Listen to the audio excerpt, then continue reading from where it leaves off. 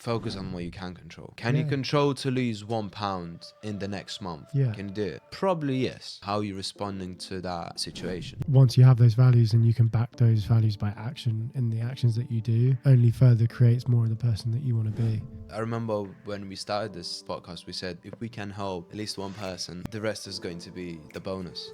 When we started, I got messages from people who said, I listened to your podcast and it changed my perspective on how I should approach that problem. And we're in. Welcome to Triangle Theory. Let's recap 2024, I reckon. 2024. We recorded 42 episodes, which was our goal. We released 26, and we're just going to get into our favorite ones, and favorite by our listeners as well, which the ones that got the most amount of views, and I feel everyone should listen to these 10 or whatever episodes. I'm not sure how many we're gonna cover today. Yeah. But I'll start with the first one, and the very first podcast episode that we recorded was how to find your purpose, and it has a special place in my heart, I think, because it was the very first one. I think when we decided on the episode as well that we're going to talk about how to find your purposes, it perfectly aligned with the theme of the podcast and as well the first episode, because we were looking for our purpose at that specific time. I think it's funny because I feel like there's this element of that episode that runs through all of them. Yeah, in a way. There's exactly. There's this like so like even watching back at it, I can feel like, or even the episodes that we recorded, there's this element of that episode that runs through it that I really resonate with, because I think we're always trying to find the purpose of things and why we understand them and why we like them and what it means to us and the curiosity and the values of everything that we talk about. I think it's a way of like us contributing to others, and I think slowly you and I have, as we work out our purpose, comes out more and more as we record. I noted down as well from the episode that I was rewatching a few parts of it. It was actually very interesting to watch back, because different. I think on the first episode, how we were talking on the first episode is completely different on how we're talking on like 41st or 31st. It's a complete level of comfortability, I think. In front of camera in a way. And the things that I've kind of noted down from the episode was that each and individual stage of your life prepares for something else. So no matter if you're doing jiu-jitsu, you go in gym, you decided that you want to write a bit more or read books, just any little thing, it kind of prepares you for your next thing. So with that episode, we wanted to highlight that every situation in your life is like a junction. Like the purpose is not the end goal. Is like a linear thing where you do jiu-jitsu for a bit, for like 5 years, and then jiu-jitsu takes you onto business, and then business takes you onto podcasting, and podcasting takes you onto public speaking, and public speaking takes you onto like maybe back to business. Do you know what I mean? Like it's like different junctions. I think we spoke about it with our coach Martin as well. He said every situation in your life is like a little station and junction onto something that something that your current self needs to equip with, like values, beliefs for the next junction that comes in your life. Yeah, I totally agree. And like, I think the other thing that I've taken away from the majority of a lot of our episodes is finding those values and then living authentically with those values. Because I think, like we were saying, I think we owe it to ourselves to live by our most authentic versions of ourselves. And I think that will in turn create more things that you want for yourself by doing that. And that might be saying no a bit more to free up the time in order to do the things that you want to do, or following that passion or following that pursuit, like living up to the potential that you know that you have. Mm-hmm. Like take jiu-jitsu for example. I was like nervous going to jiu-jitsu and would put that off, and I was like, what's the kind of Rupert that I see in 5 years? And I was like, that Rupert has a blue belt or a purple belt in jiu-jitsu. So I was like, okay, well, it's got to start by just going to the class then, isn't it? And then all of a sudden you go to the class, really connect with the people there, really connected with you there. I mean, I connected with you beforehand, but met you through, I mean, I know I met you through Charlie's jiu-jitsu journey, but then like that kind of curiosity then leads us to connecting with people like Joe or Martin, and they've come on the podcast, and that feels more authentic to me because I'm having those conversations with people, and like and I just feel like I'm like looking back and going, wow, it just took me to follow one part to then for that to blossom into something else. And who knows, like, you know, our journeys, I know it's only just beginning, but we might look at this 5 years down the line and go, fuck, like just starting that podcast has led to this, or, you know, look, the amount of relationships we start building with our guests as well. Yeah. Every Christian is a perfect example where we go for walks, go for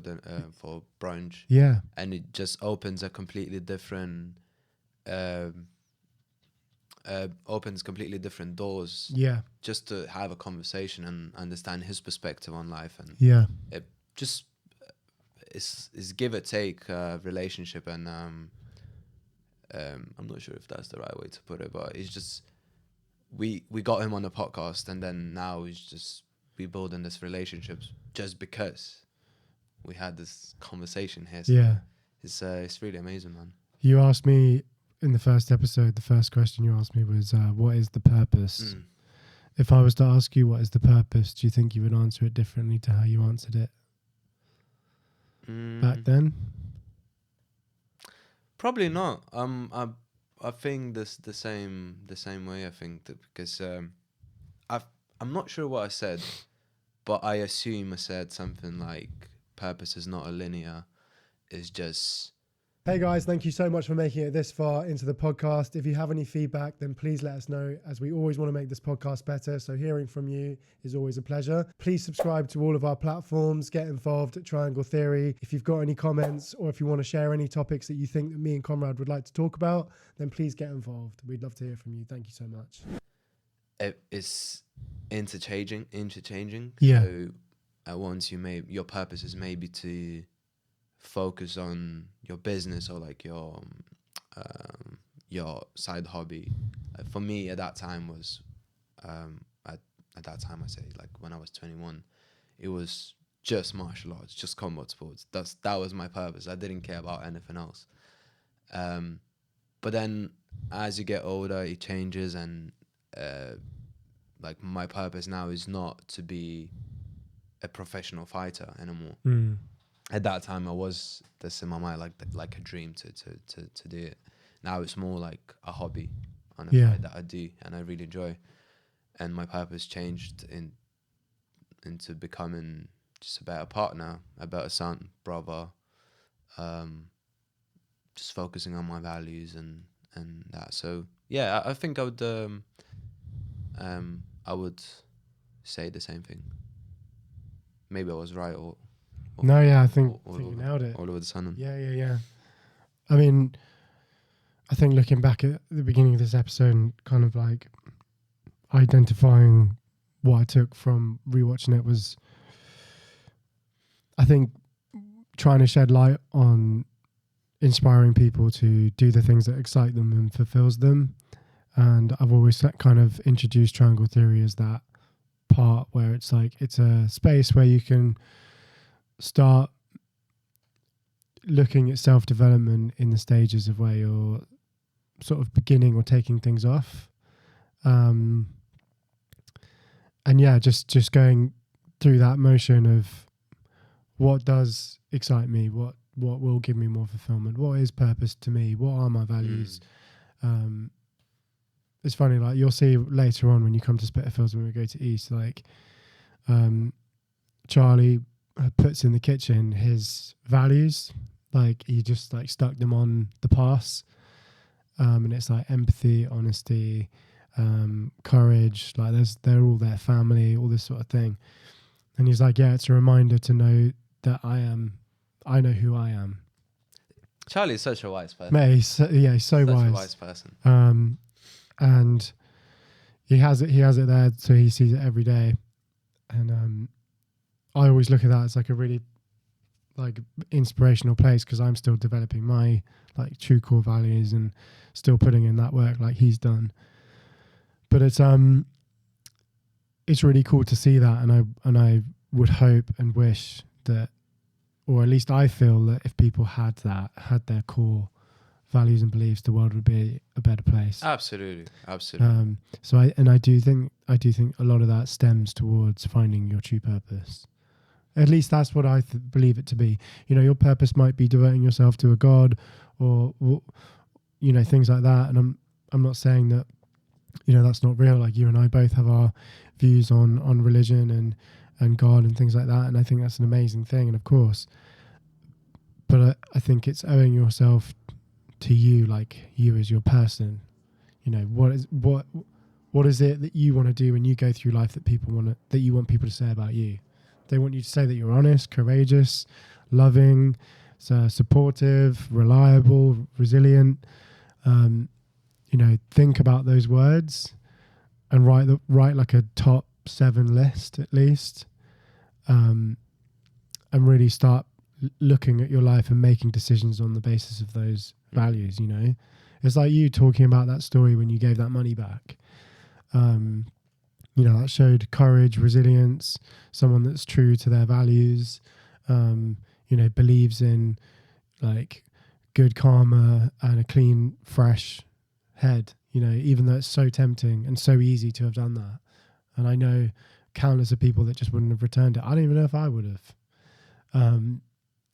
So it's just like you then, once you have those values and you can back those values by action in the actions that you do, only further creates more of the person that you want to be.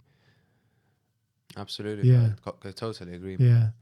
So that's kind of like, and that's why that episode is so important and so wonderful. And I'm so glad we made that the first episode that you and I did, because it kind of set the tone. So yeah, as I said, it's the theme for Yeah. what's coming in the future. And Yeah. just to going back on it, I wanted to say something and it just went over my head. So let's just move on. Yeah. What do you have next? Well, going through all the episodes, another one I kind of highlighted was a podcast that every guy should listen to, and it's kind of highlighting key issues and emotional vulnerability and self-improvement for men. And I think and I know it ties in with some of the other episodes that we want to talk about, and sort of seeking help and growing and showing that strength is in self-awareness. And again, aligns with the purpose of being self-aware. The thing that I really value, and I know that the things that we really connect on, is vulnerability. And I know that there's like a split between male and female that listen to this podcast so far. And I think we get the majority of men that listen, maybe. 91% of our audience. 91% is men. So yeah, I think a lot of that kind of, for the males that do listen, is being okay with vulnerability and being okay with your emotions and being comfortable and allowing yourself to feel, not pushing them away, not pushing them aside, allowing yourself to fucking cry, or allowing yourself to, you know, feel what it is that you want to feel, and then also harnessing the power to control those feelings in a way that allows you to, you know, have a self-awareness of who you are. I know that's something that we're still learning, even as we're young men, but I think that podcast in particular was one where it was like, because I know we touched on like relationship senses and, you know, not just romantically, but also like in every sense. being able to have more self-awareness of yourself and being in control of your emotional state is like a really important thing. And again, like a massive one for self-improvement, right? So yeah, I think that's one that I tend to like look at and go back to and go, it was like, oh, fuck, that really was an episode I was really proud of. As well as the men's mental health, like the second ever episode that we did. Yeah. I felt you and I walked away from that being like, that was a sick episode, but then also feeling like, fuck, I feel this is actually an episode that if people listen to would generally create some change and make some noise. And it's funny because I'll tell you the story. So throughout my whole career with DOSMAS, the majority of starting a business was I was in business to make money, and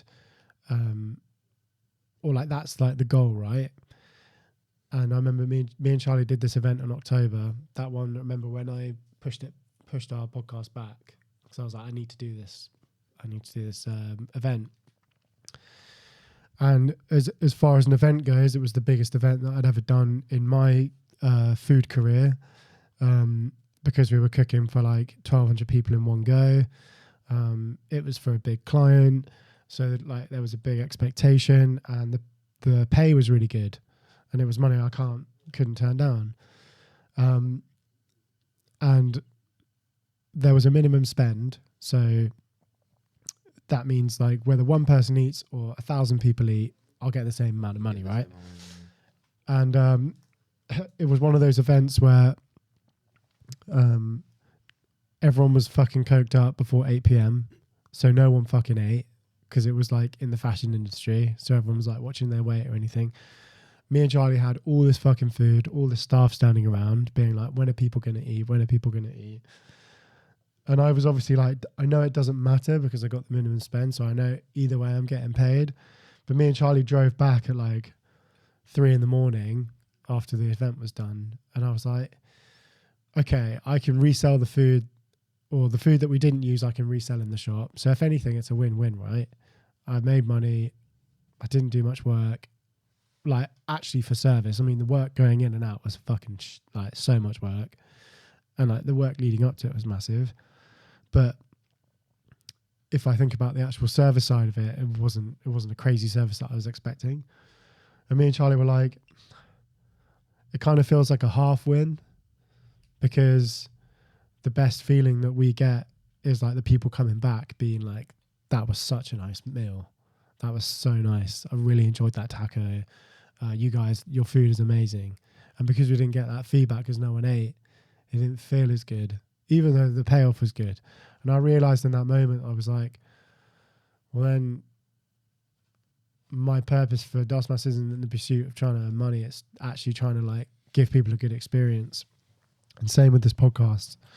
It's not trying to get views or fucking trying to create something online so we can be a presence. It's like, no, it's like same feeling walking away from that podcast. It's like kind of reinstated that feeling of, I just wanted to create some actual good positive change by putting something positive out there. Because there's so many podcasts out there, and like some of them just talk about fuck all, even though they got a massive following. And it's like you actually have the opportunity to inspire and to change in people's mindset, create some good. No, I completely agree with you, man.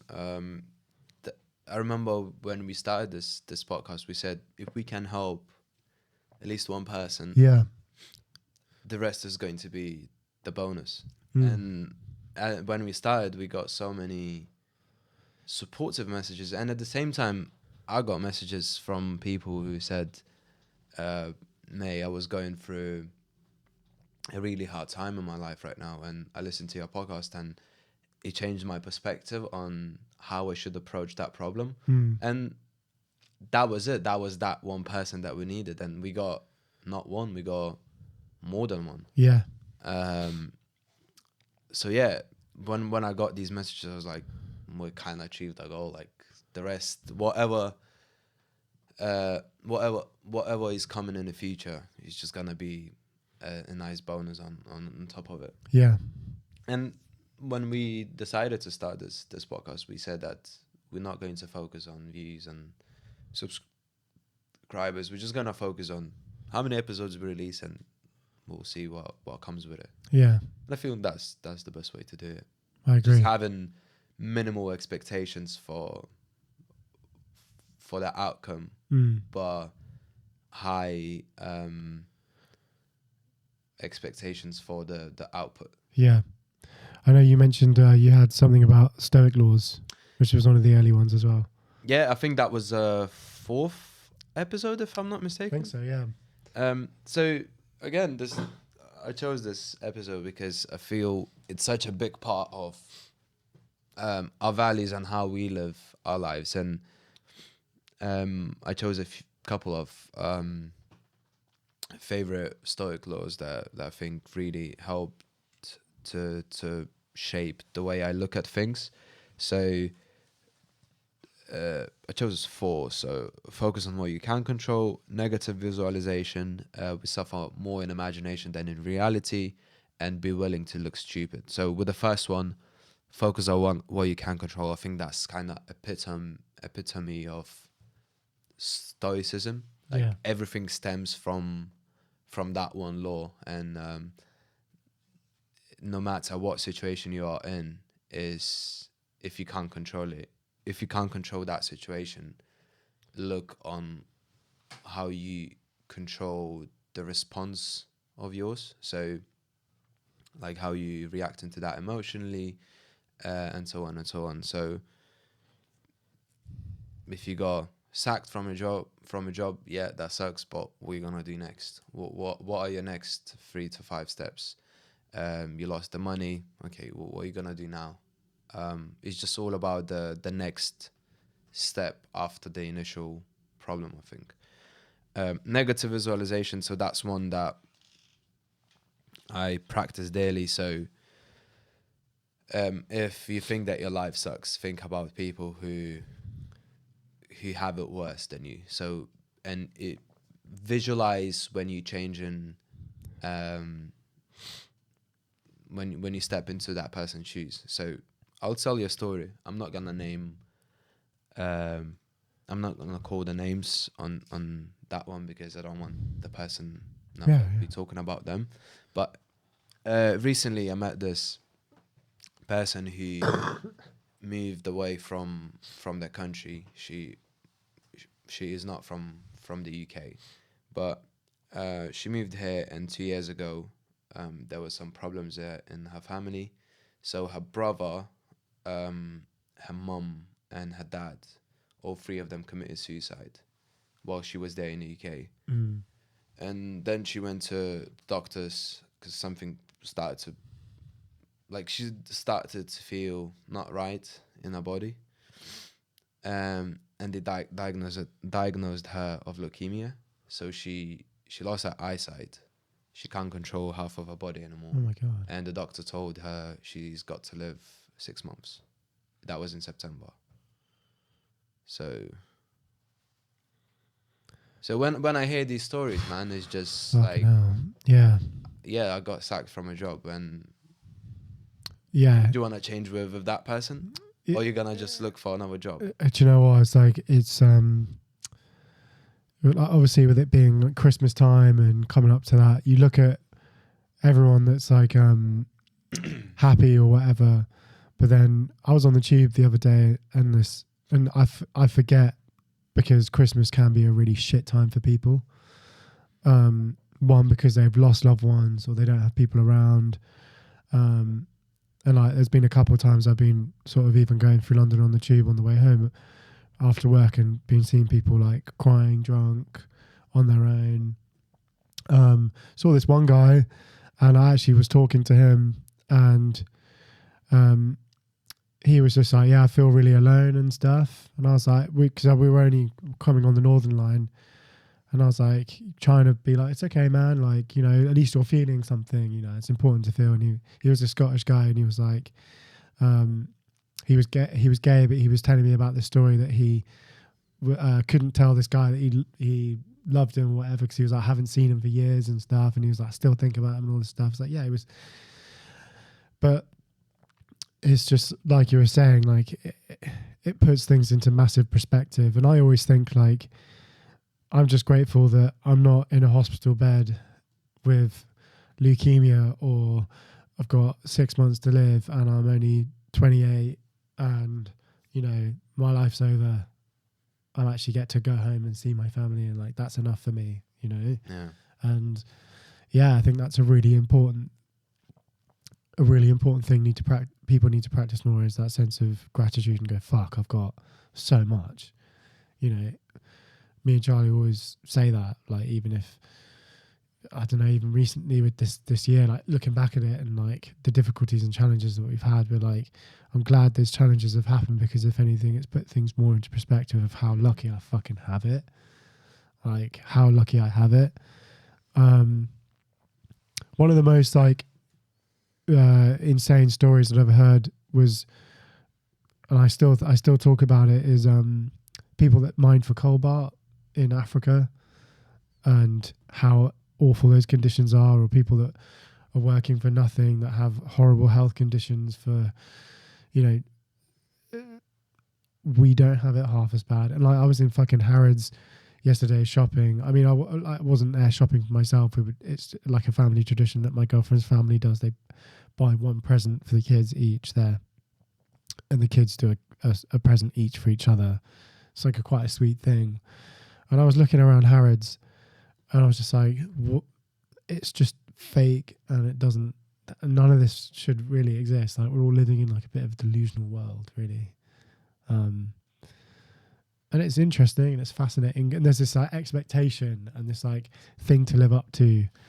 Oh, it's fucking Christmas. I've got to spend money I don't have on people I don't. You know what I mean?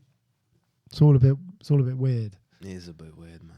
Sorry, I went on a bit of a tangent there. Nah, it became a bit more about this Christmas thing became a bit more about consumerism. Yeah, totally. Yeah. And like, really, it's like like my mum always says, like, what do you want for Christmas? And I'm like, just to sit down and have a meal. You know, I think that's an important thing. But anyway, you got more Stoic laws. Yeah. So we suffer more imagination than in reality. So I guess that's one that I love dearly, because as a massive overthinker and a person who's got massive imposter syndrome, I suffer a lot in my imagination.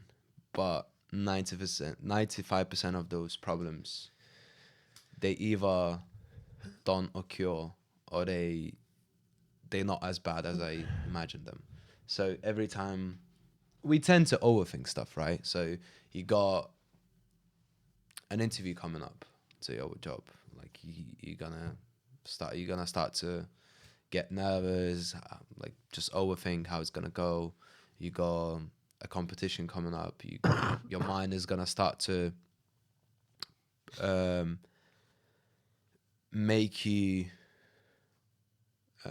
Your mind is gonna start to protect you a bit more. Yeah. In terms of, oh, you're gonna get hurt, so you shouldn't do it, and so on, so on. So I feel like knowing that it's just our mind trying to keep us in that comfort zone, so we don't what's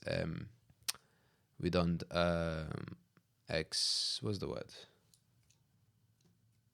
Experience? No, experience, but like expose ourselves into these new environments and situations, so we kind of stay stagnant.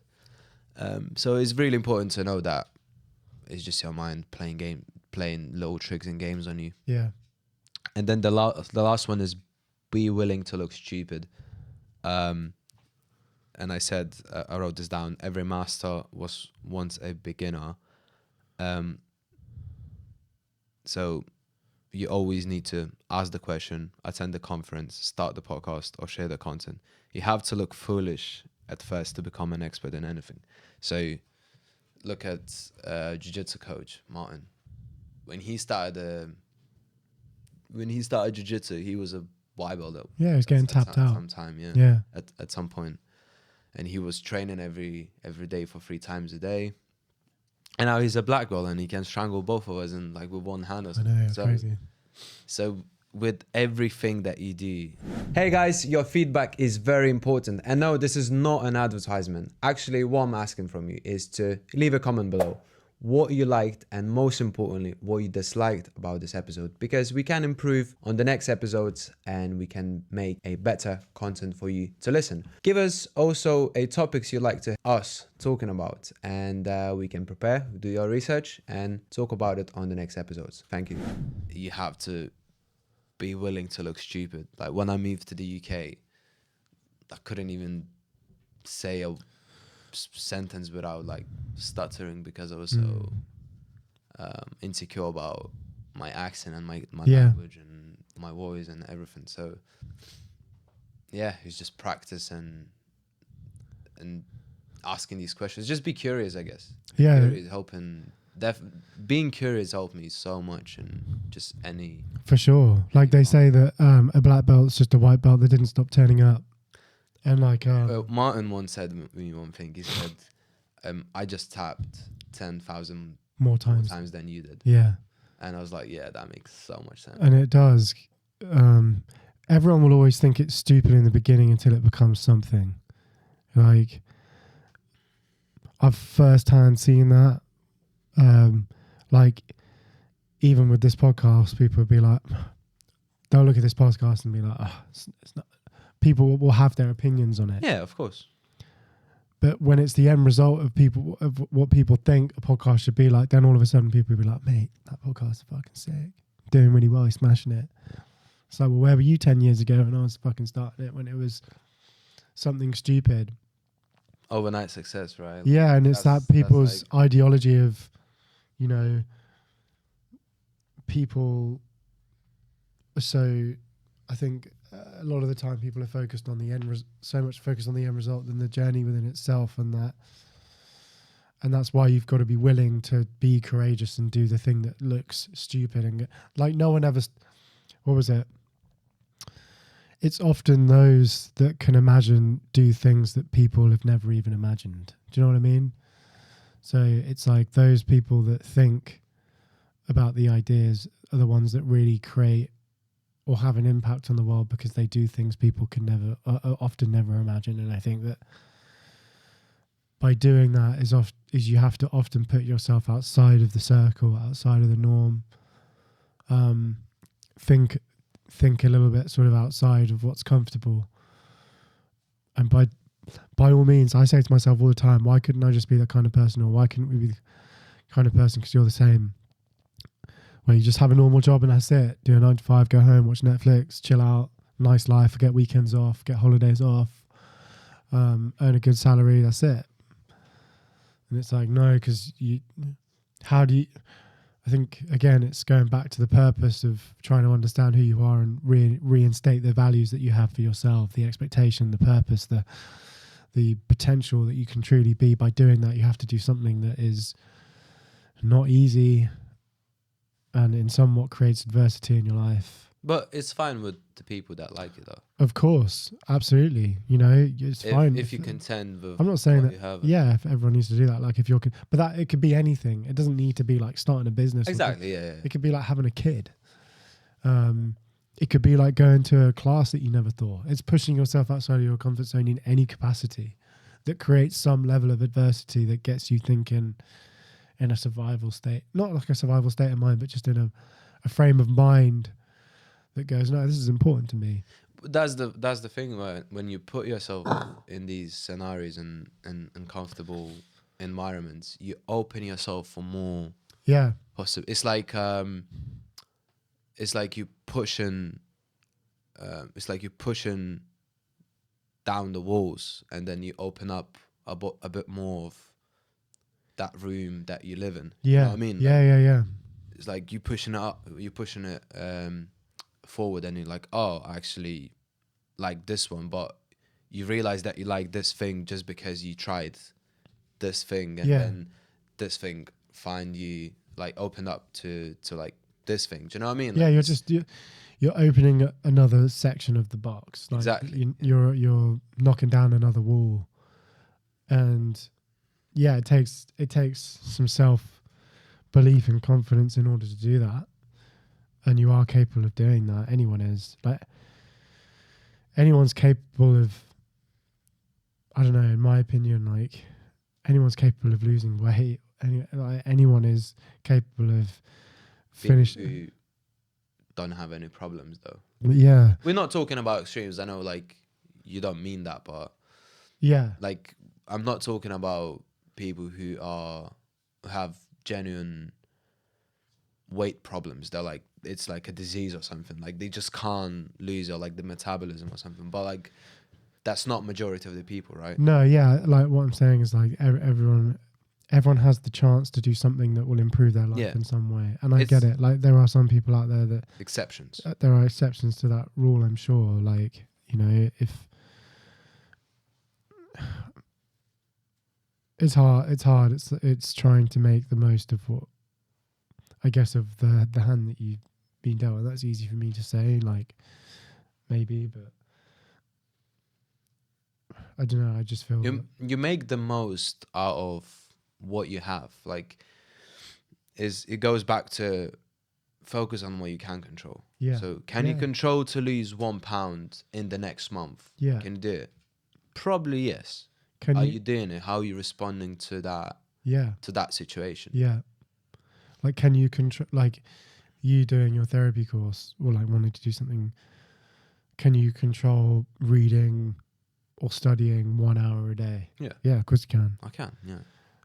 If someone that wants to do like a run, or someone that wants to climb a mountain, like any goal or anything, or even just being a better communicator with their family, can I call my mum or brother or sister or whatever for 20 minutes this week? Yeah, I can control that. And it's just, I think, yeah, looking at the things that you can control and then doing it in a fashion that's realistic to your situation, I guess. Yeah. Resilience.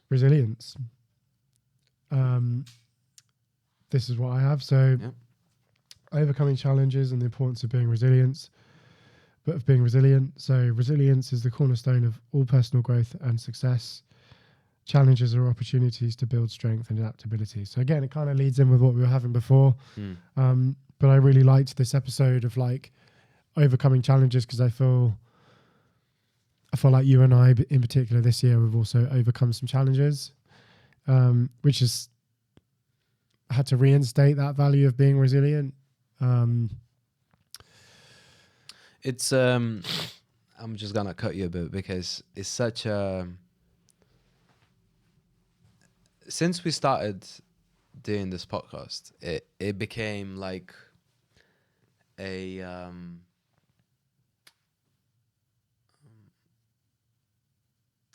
it became like a direct feedback on what we say here. Yeah. So the amount of times I've been in the situation where I would have done something different, but because we've spoken about that specific topic on this podcast, it automatically gave me feedback saying, why are you saying these things on the podcast and you're not living by it? Practice what you preach. Exactly. And the same thing with the money situation. The same thing with the resilient stuff. Like, the amount of times that was, just don't feel like going training. But not because I was ill, or not because I was just, like, I could have gone to training. And just because we spoke about this on an episode, I was like, I have to do it because I'm talking about this. Again, money situation as well. It's like, what kind of person I am if I'm saying all these things on this episode, but then behind closed doors I'm acting a completely different way. It, like, the podcast is not going to be as authentic if I'm not going to live by it. So with the resilient stuff as well, it just helped me to become a bit more accountable of my actions and myself. Yeah. More accountable of the person that you want to be as well. Excuse me. Like, looking at a challenge for me is like, the challenge comes in and it's no longer an obstacle, it's an opportunity. Yeah. So it's just, since doing that podcast, it's really allowed me to view things differently. Sorry. I think this is like the 4th time I've been ill on this fucking thing. It's my second. Yeah. I was at the beginning of the year and now at the end of the year. And like when sort of researching for that, when researching that podcast, it's kind of allowed me to reflect a lot on my own journey this year, and like even reflecting on this year and where I've needed to be resilient, where I've needed to sort of overcome my own mind, I guess, and not overthink things, and try and still be grateful and happy and not be inside my own head or not feel inadequate. And yeah, like, I mean, you know, some of the stuff I've told you, like having to adapt and change my own business, and something that I've worked really hard on and overcome those challenges. And a lot of the time it's been about like just letting go of my own ego. That's allowed me to be more resilient, like not putting so much pressure on myself.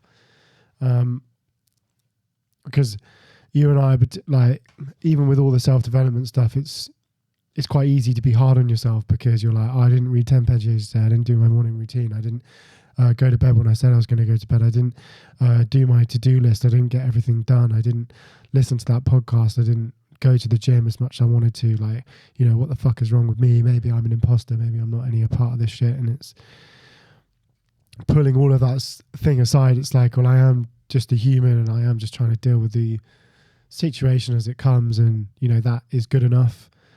And I feel like since doing, especially like this episode, and following the advice and the research that I've done from the episodes going forward, is I've taken a lot of my ego out of a lot of things, and not taking things so personally, and just taking things how it comes, and just enjoying it for the moment. Like, I try not to live my life so much like by day by day, or week by week, or quarter by quarter, or try and measure it too much. I try and live it by like moment by moment of like, well, did that make me feel good? Did I feel it in the moment? Did I feel present? Did I feel happy? You know, what were the emotions that I felt? Has that allowed me to feel grateful? Yeah, that's a good day. Yeah. You know? So yeah, and I think a lot of the time it's like, even when it's raining, it's like learning how to dance in the rain. So just going with the flow with it. So like, for anyone that might be in the shit or feeling like this storm is heavy, it's like, we'll still learn to dance in it, still learn to enjoy it for what it is, regardless of, you know, how bad the situation might get. And a lot of this podcast has helped me get through some of those hurdles this year, where it's just been like, well, I've still been consistent with this podcast. I've still been consistent by showing up. I've still, you know, put out what I wanted to put out, and I can still look back and be like, it's still been a good year, you know. And like, well, there'll always be years of like up and down consolidations. Like, it's not going to be this, but like, it will be like this, like up and down, but if you zoom out, it's like, you zoom out further, it's going up. It's like that picture I have. It's literally like that. Yeah. I'll add it to the screen afterwards. I think we posted it on Triangle Theory on the Instagram. So it's like, in days it's like that. Yeah. In weeks is a bit wavy. In months it's like going wavy, but like going up. And in decades it's just showing the graph. So it's just trying to look at things like from a decade point of view. And I always say, like, since the overcoming challenges and being resilient, it's like, am I going to worry about this problem in 5 years? Probably not. Yeah. Next one. Different theories. So that was your idea, which I think became a very, really, really nice tradition of us. And we did 3 times a year this year. 3 times this year. So I thought I'm gonna make it a bit more interesting, and I'm gonna ask you. It's from the first episode. Oh shit! Okay. From the first of different theories. So I'm gonna ask you 3 questions, and I'll see how you answer right now, and we'll compare how you answered in the past. Yeah. Fair enough. So the first one is, how do you define a man? I remember what I said for this. Reliable, someone that's consistent, vulnerable, aware, emotionally intelligent, respectful, loving, kind, someone that is fearful but and also embracing that fear. Yeah. Well, you said, yeah, pretty much the same. You said calm, collected, in control of his emotions, approachable, and vulnerable. The next one, that'll be fun. If you could date yourself, what would you dislike most about yourself? Oh man. Timekeeping. You said, I'm always late, my time management. And the last one will be, are you afraid of death? Why or why not?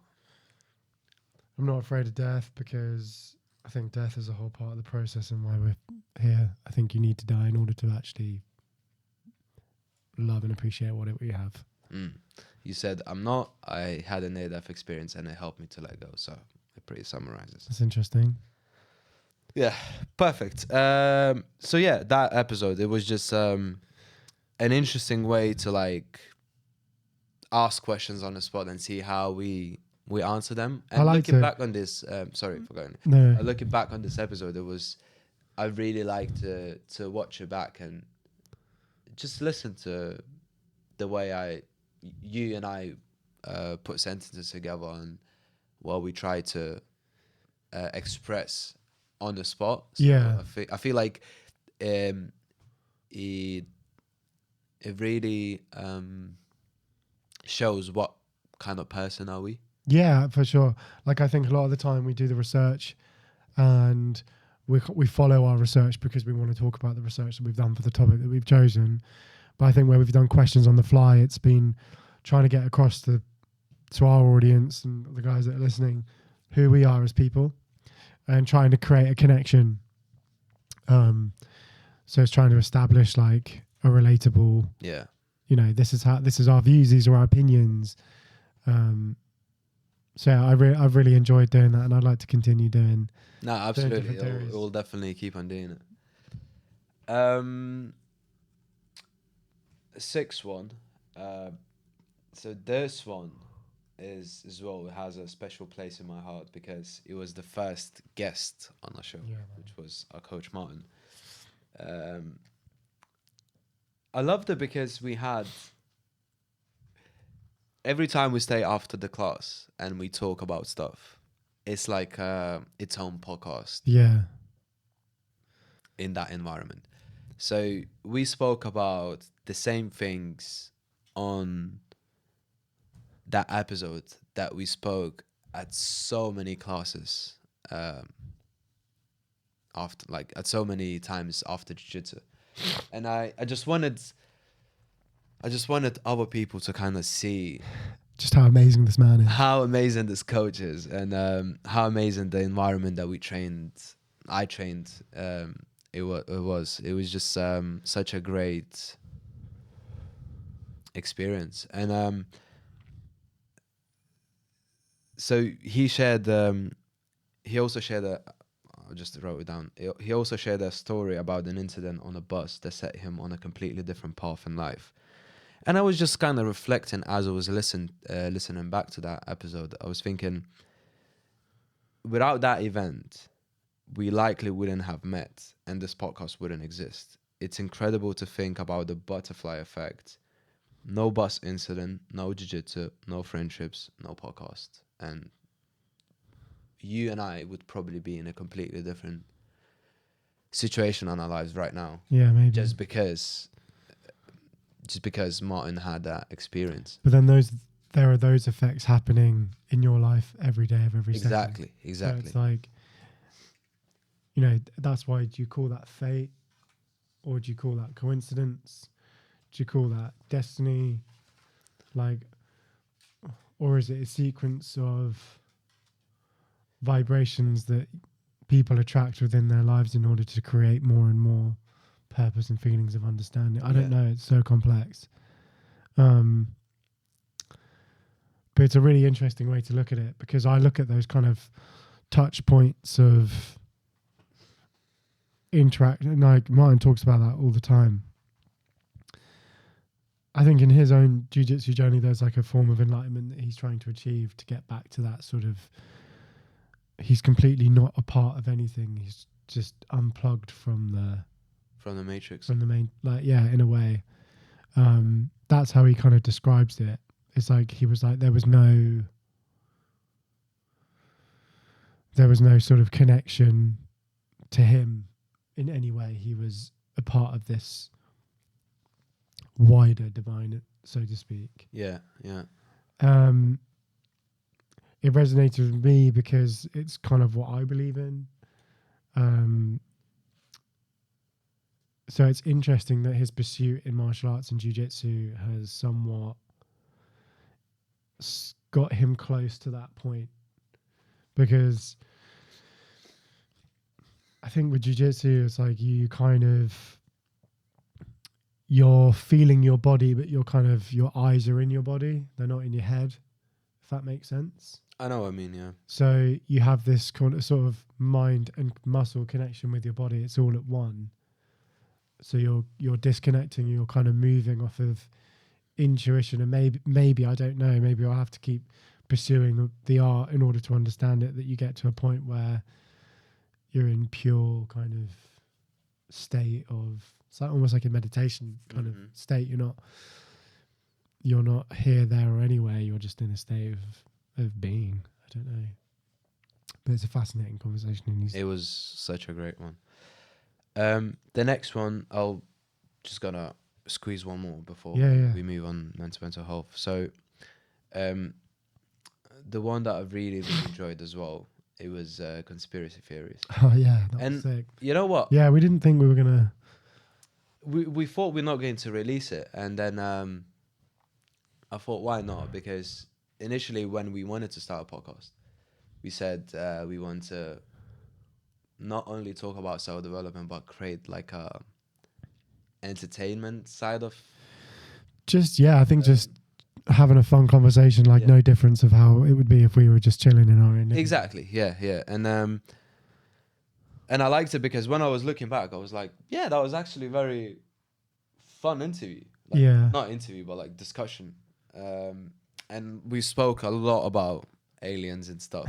And I just wanted to kind of squeeze it because with the current how could I say it? With the current situation with the drones and everything. Have you heard about it? No. So like there's loads of drone videos that they're capturing shit. That they're capturing like above US and UK military as well. Like just about military bases. But these drones, they're not like well, like they lights in, so they assuming that they are drones, but like it's lights. Yeah, okay. Yeah, but they're not sure what sort of. Yeah, because I mean, quite a lot of crazy shit's come out sort of in the last couple of years with the whole like Agent Shraver kind of. What? That sort of whistleblower that was he was a US pilot, and that was looking at what is it? It's not a UFO. It's UAP. But it's the same. They just changed. Yeah, they just changed it. But he was saying that within those, when they're doing those drills or those sort of flight maneuvers out to sea, they see UAPs all the time. Yeah. And he was saying like there's no actual explanation for what we've seen out there. There's been video documentation of what they've seen out there where they've seen something that's, I imagine something within size, but that's going from 1,000 feet to like 50,000 in like a second with no propulsion system, and that kind of links to things like what Bob Lazar's been saying. If you're interested in that,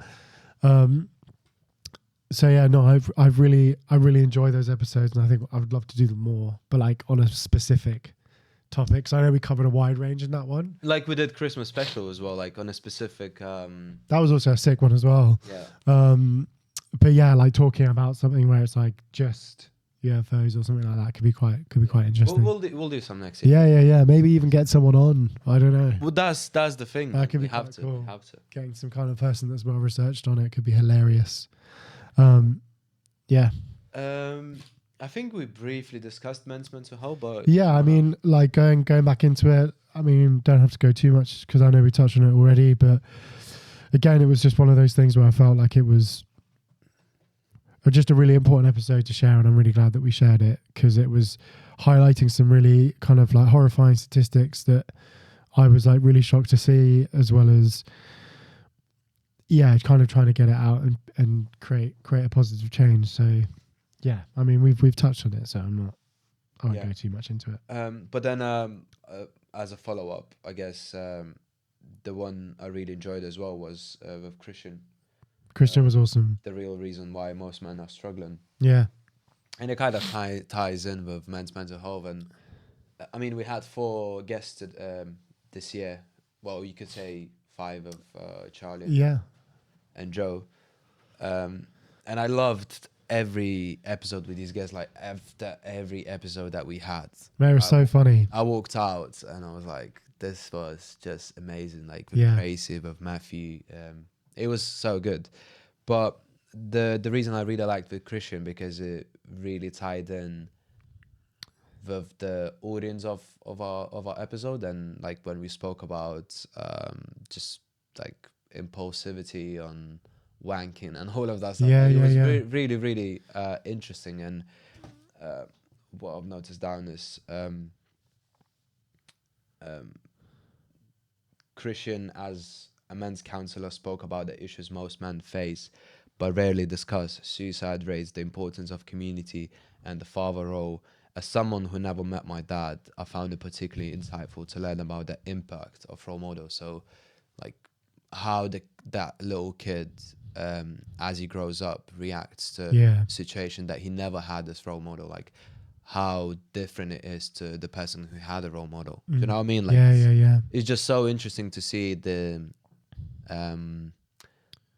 science behind it, like how a human being that grows up without that what's the word,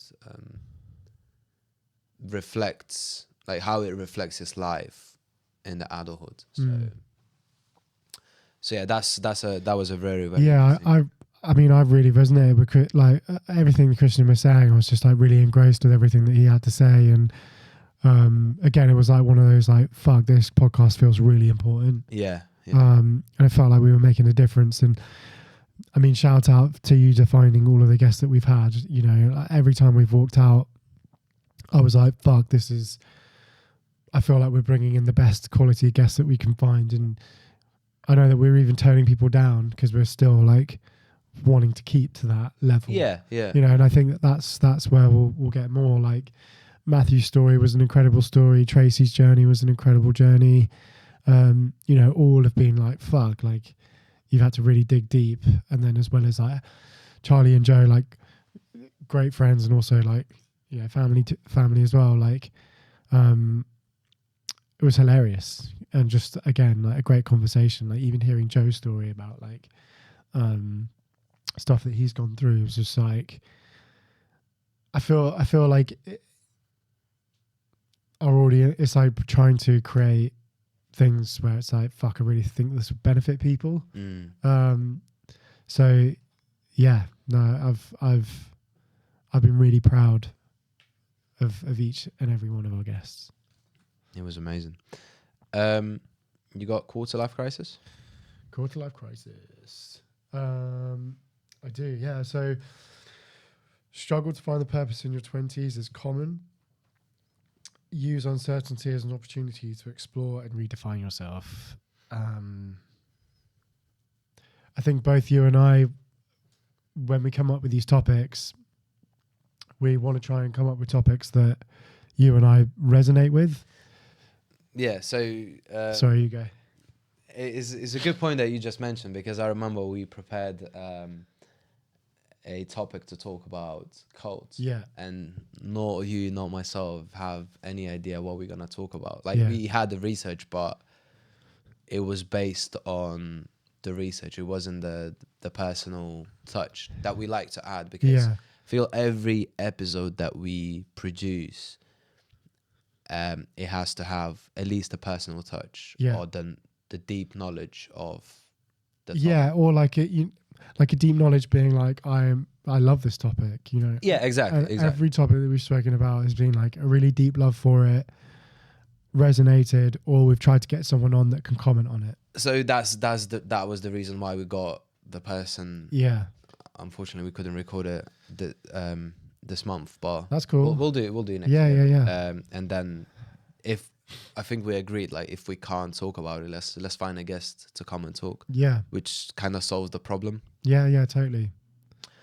Sorry, but Yeah, no. sorry, So like, I think with quarter life crisis was, I mean, this is my last year of my 20s, so I've gone through that period. I've survived it, and there were definitely some crises in there.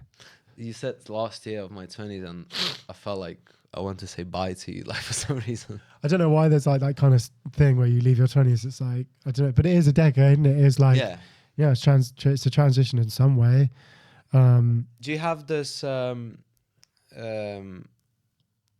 So a lot of people say that when they hit 29, 39, like 19, not so much 19, but 29, 39, 49, 59, they always have this sense of urgency that they want to do, that they want to achieve in the last year what they haven't achieved in the well, I think what it is I think people have an expectation of where they think they should be at 30, and they're like, I should have a kid and a house and fucking fat salary at 30. I'm a mess. I'm 27. I haven't even bought a house yet.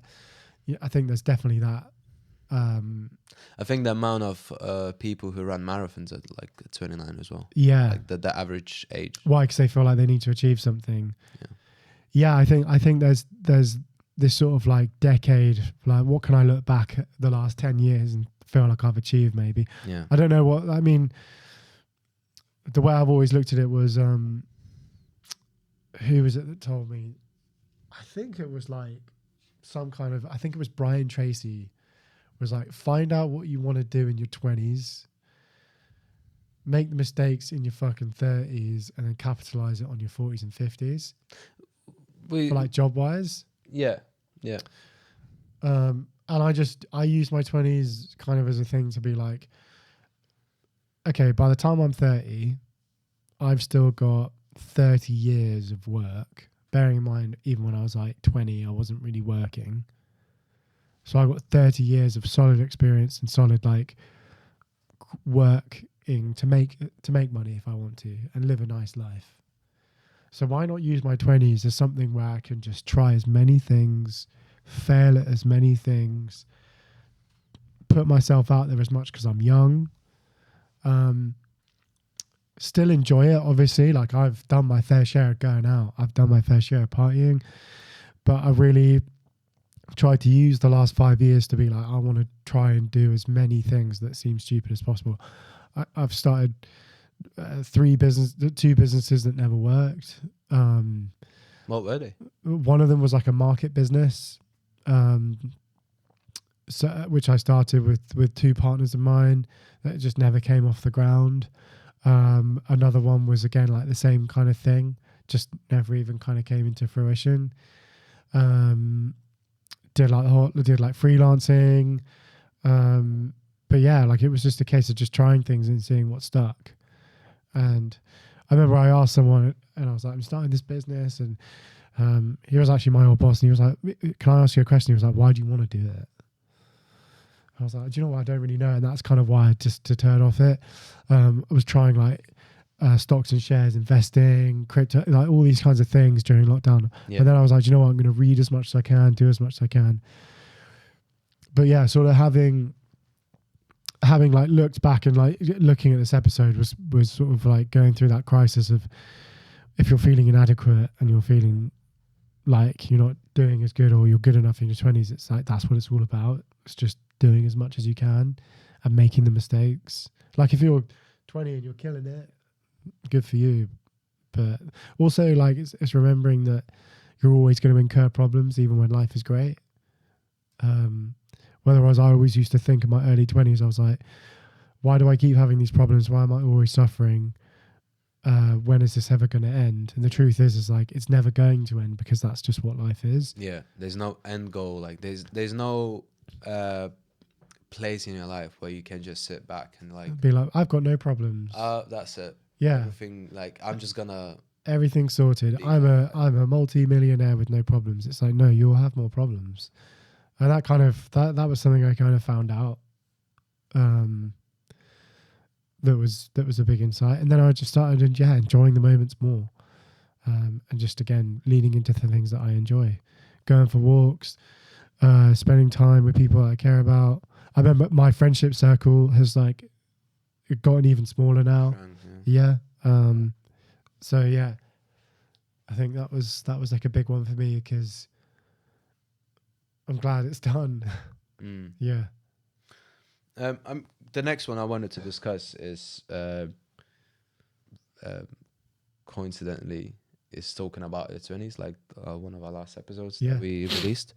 So get ahead in life during your 20s. So I like this episode because I'm 27 now, and I'm like 2-3 years ago away. When you're basically you have the mindset of like a 35-year-old.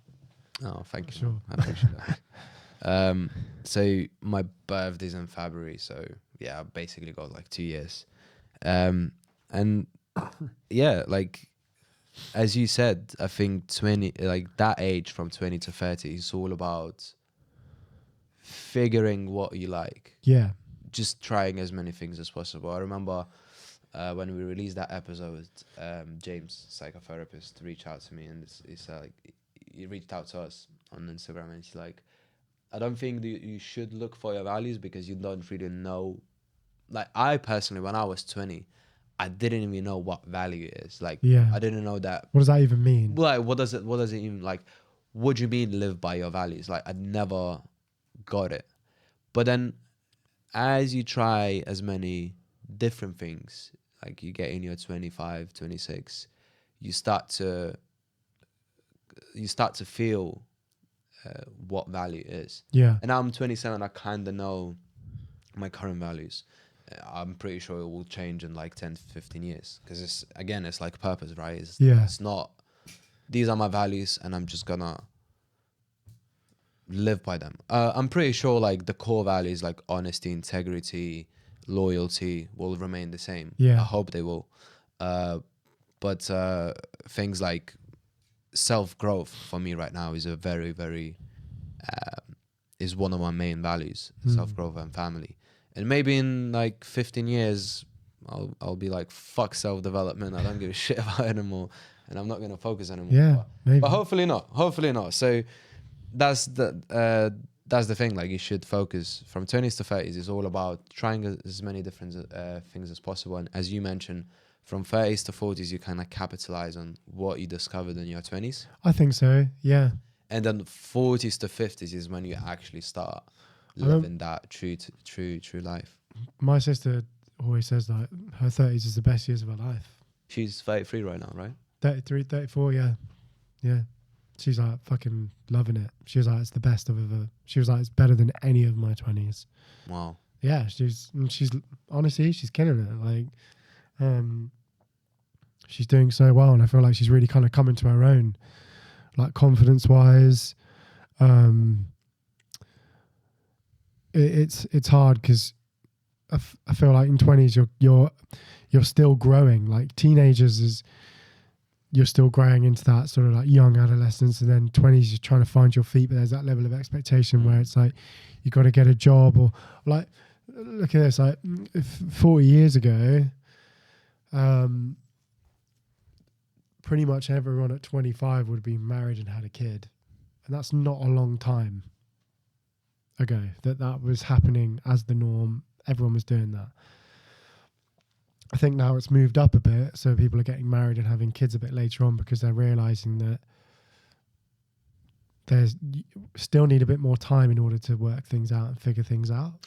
I guess you have to figure yourself out before you get into a relationship. Like figuring yourself out before getting into a relationship. You might want to experiment more. You might want to figure out what your sexual orientation is. You might want to go and travel a bit more. You might want to go and try a couple of jobs and see if they work or not, see if they fail. I might want to go study again.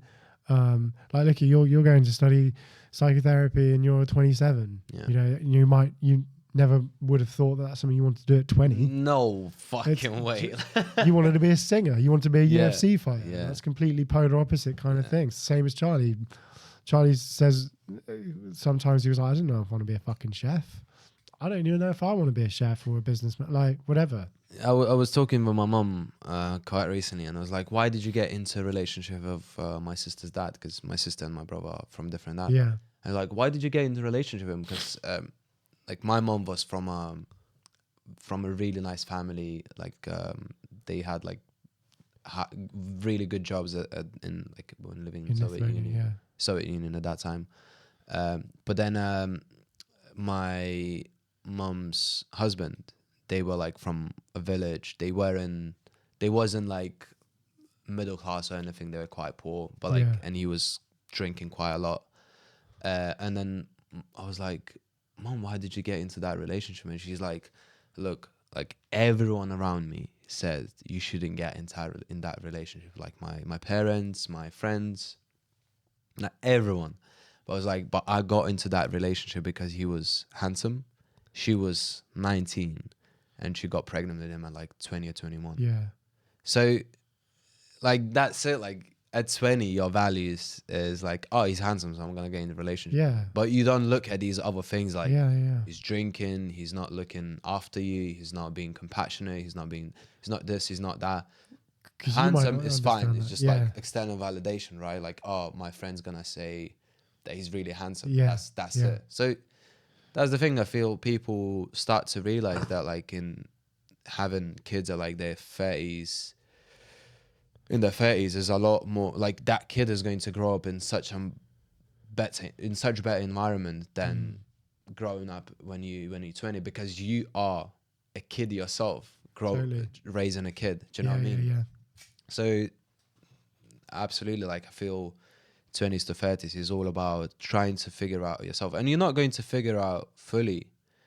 It's all about getting to know who you are, and then 30s to 40s is to like, okay, like I like this, I like that, I don't like that. So I'm gonna focus on just the things that I like, and I'm gonna ignore the things that doesn't really matter. And then as you're doing that, I think you're going to start finding even more things that you're interested in. Yeah, totally. I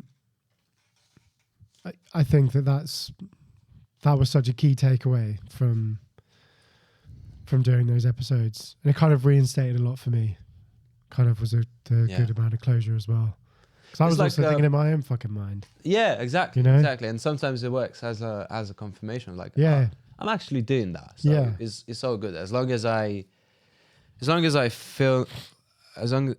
think that I'm doing it right, it's probably right, because I don't know what's not right. Yeah. So like I'm just not aware of that. So yeah. These were our favorite topics of 2024.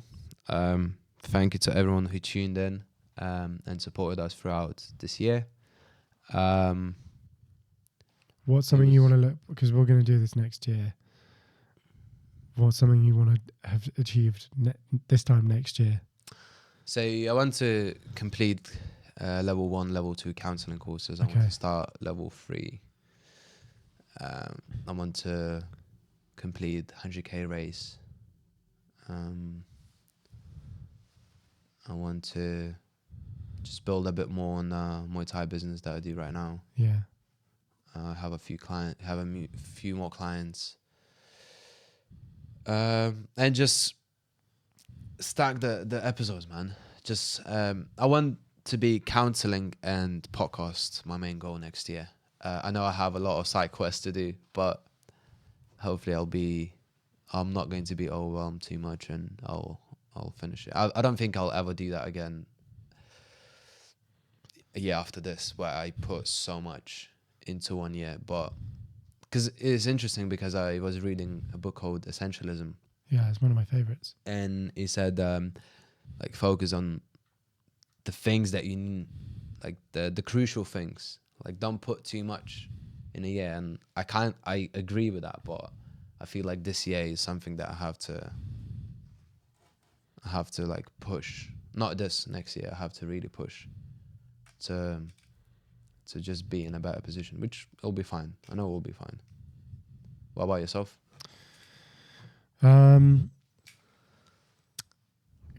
Potentially open site 2 for DOSMAS, or having one really great site. In London or outside London? Depends on the investment. Stacking the episodes here. Getting my blue belt in jiu-jitsu. Yes, sir. And continuing to stack knowledge, continuing to read more. Well, you got a book now, so. Yeah, and also my goal long term is to write a book. So I want to try and get the first stages of getting that done. We'll write one together. Yeah, love to. Nice. Cool, man. Thank you guys so much for watching this episode. As always, tune in, like, subscribe, comment, get in touch. More coming for next year, and I hope you guys have an amazing new year. Thank you so much for all the love and support this year. It's been amazing, and as a first year starting a podcast, I think we've done an amazing job. it was a journey. See you in the next one. Thank you.